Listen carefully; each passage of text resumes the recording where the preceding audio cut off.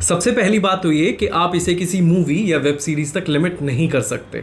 ये वो सच्चाई है जिसे लाखों लोगों ने अपनी आंखों से देखा है।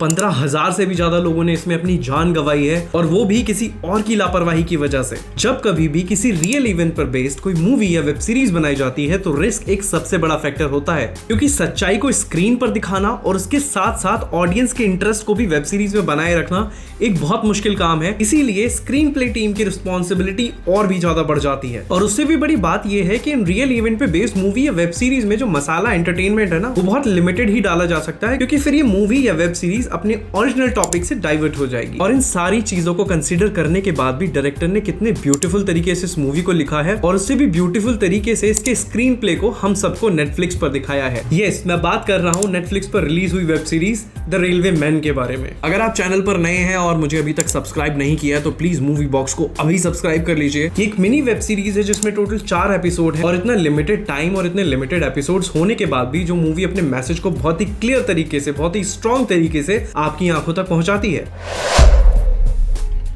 स्टोरी की बात कर लेते हैं। भोपाल गैस लीक ट्रेजेडी से इंस्पायर्ड एक वेब सीरीज है, जहां यूनियन कार्बाइड फैक्ट्री से एक जहरीली गैस लीक हो जाती है और पूरी हवा में ब्लेंड हो जाती है।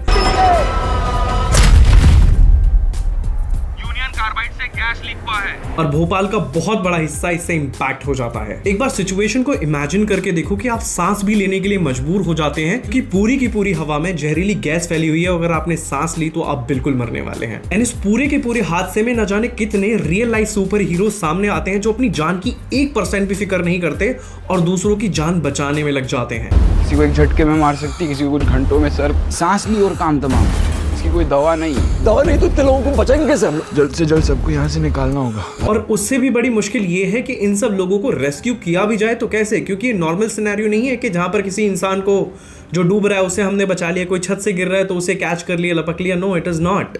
यहाँ पर वो सिचुएशन है जहाँ पूरी की पूरी हवा में कोई भी सांस लेगा वो मरेगा। तो रेस्क्यू मिशन अपने आप में बहुत डिफिकल्ट है। स्टिल इंडिया एक ऐसा देश है जहाँ पर आज भी बहुत सारे लोग हैं जो अपने से ज्यादा दूसरे लोगों की परवाह करते हैं, और ऐसे लोग तब भी थे, आज भी हैं, और हो सकता है आगे भी रहेंगे। ट्रस्ट मी, ये मूवी इतना आपको इमोशनली कनेक्ट करती है कि बार बार इसके बारे में सोच के आपको गूज बम्स आने लग जाते हैं। इसमें एक सीन है जहाँ पर एक लेडी अपने बच्चे को ब्रेस्ट फीडिंग करा रही होती है, फिर कैमरा एंगल मूव होकर उस लेडी के फेस पर जाता है, और जहाँ पर वो लेडी अपने मुंह से झाग छोड़ रही है और वो मर चुकी है। और इस सीन ने ना मुझे कुछ देर के लिए तो एकदम नंब कर दिया था। इस पूरे के पूरे रेस्क्यू मिशन में इंडियन रेलवे का एक बहुत बड़ा हाथ है, जिसमें बहुत सारे ऑफिसर्स और बहुत सारे रेलवे एम्प्लॉइज ने अपना कंट्रीब्यूशन दिया था। इसीलिए इस वेब सीरीज का नाम the Railway Man. R Madhavan, K Menon, Devendu Sharma, Babil Khan, Sunny Hinduja, Juhi Chawla जैसे बड़े बड़े कैरेक्टर इस वेब सीरीज में कास्ट तो कर लिए गए, लेकिन मेरे बैक ऑफ द माइंड में ये भी चल रहा था कि सारे के सारे कैरेक्टर को डायरेक्टर प्रॉपर्ली यूटिलाइज भी कर पाएंगे या नहीं, या फिर बस भर लिया है इन्हें। लेकिन yes, director prove me absolutely wrong. हर एक स्टार कास्ट को देखकर मुझे यही लगा कि ये बस इसी रोल के लिए बने हैं,